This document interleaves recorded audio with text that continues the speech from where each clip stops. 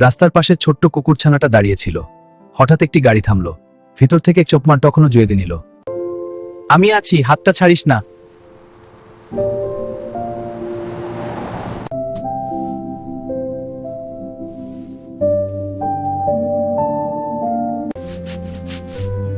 এতে কি হবে?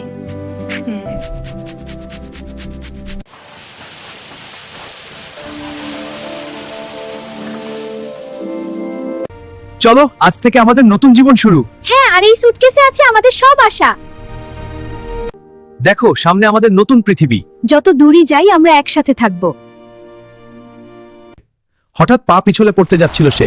পাশের বন্ধু বিড়ালটা দৌড়ে এসে তাকে জড়িয়ে ধরল।